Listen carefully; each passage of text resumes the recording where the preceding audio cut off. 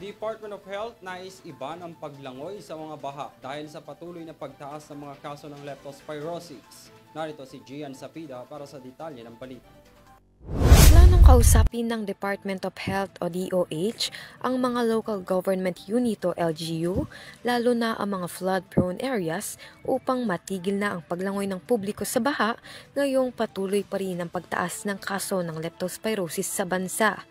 3 linggo matapos ang pananalasa ng Bagyong Karina at Southwest Monsoon.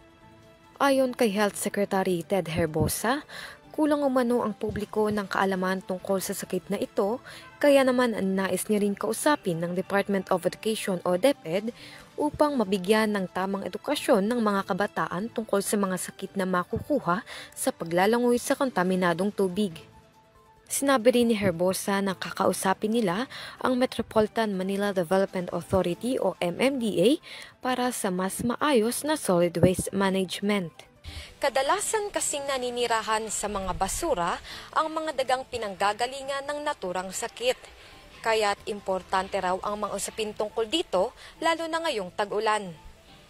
Nilinaw naman niyang walang kakulangan sa doxycycline na ginagamit sa paggamot sa sakit na ito at nananatiling naka-price freeze hanggang September 23.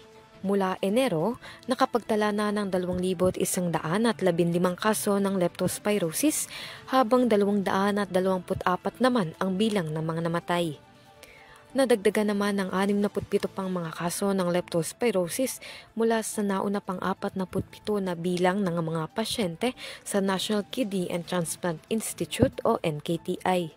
Matatandaan na noon lang nakaraang linggo ay naiulat ang pagtaas ng mga kaso ng leptospirosis na naging dahilan upang pansamantalang gawing leptoward ang gym ng NKTI. Ito ay dahil sa kakulangan ng pasilidad sa loob ng ospital na tatanggap sa mga individual na nakararanas ng leptospirosis. Samantala, bukod sa leptospirosis ay binabantayan na rin ng DOH ang mga kaso ng dengue sa bansa dahil nakikitaan na rin ito ng pagtaas. Para sa Euro TV News, Gian Sapida, sumasaludo sa bawat Pilipino.